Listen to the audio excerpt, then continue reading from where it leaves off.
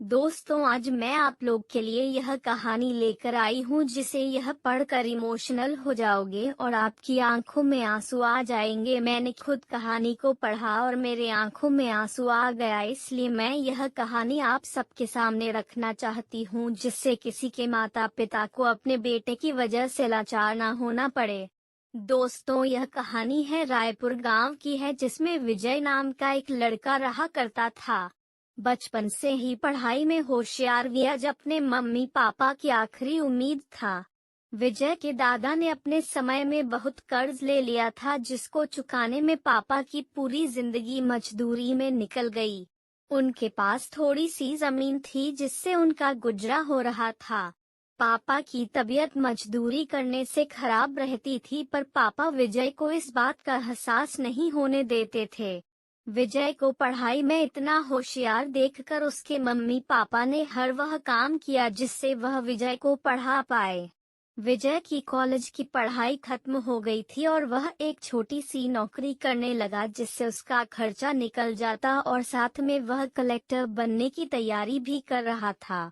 विजय अपने वक्त का एक मिनट भी फालतू नहीं गुजारता था। विजय ने पूरा समय पढ़ाई और नौकरी में ही लगा दिया।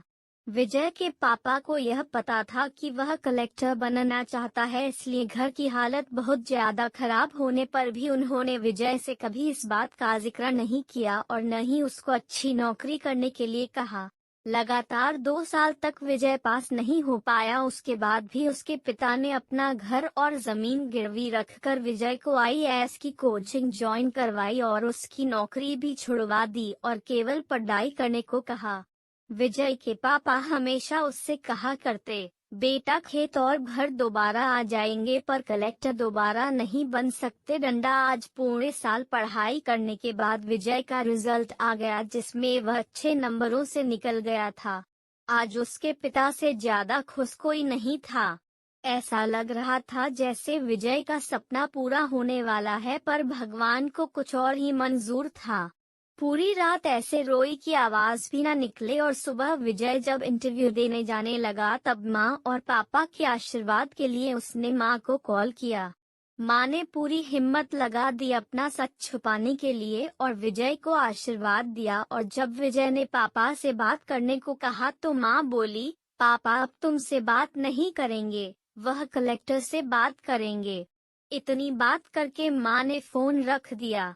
विजय का जब इंटरव्यू हो गया तब उसे बताया गया कि उसके पिता की तबीयत खराब है, उसको तुरंत घर जाना है। विजय को एक पल नहीं लगा अपने पिता की हालत समझने में। घर पहुंचकर पिता के पैरों में गिरकर वह जोर जोर से रोने लगा और कहने लगा, पापा उठो, देखो मैं कलेक्टर बन गया।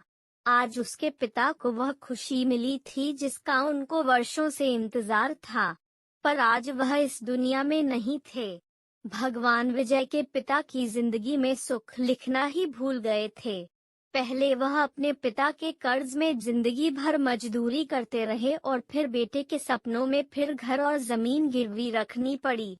विजय के पिता का कर्ज।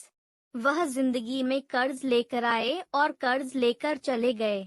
विजय के पिता को भले ही जिंदगी में कुछ हासिल न हुआ हो, पर वह अपने लड़के को इस काबिल बना गए कि वह अपनी 7 पुश्तों को बैठे बैठे खिला पाए। विजय की मां ने जो उस रात किया जिसको करने का जज्बा बहुत कम लोगों में होता है। जब विजय कलेक्टर बनकर घर आया तब मां ने विजय से कहा, बेटा तुम आज इतने बड़े बन गए हो कि हाजारों गरीबों का भला कर सकते हो। जब भी तुम्हारे सामने कोई गरीब मदद मांगने आए तो अपने पिता और मेरे बारे में सोचना। मैं तुम्हारे बराबर पढ़ी लिखी और समझदार तो नहीं हूँ, पर इतना जरूर जानती हूँ गरीब आदमी की बहुत मजबूरी होती है। तुम कभी किसी का बुरा मत करना। दोस्तों, वक्त कितना भी खराब हो हम उसे बदल जरूर सकते हैं।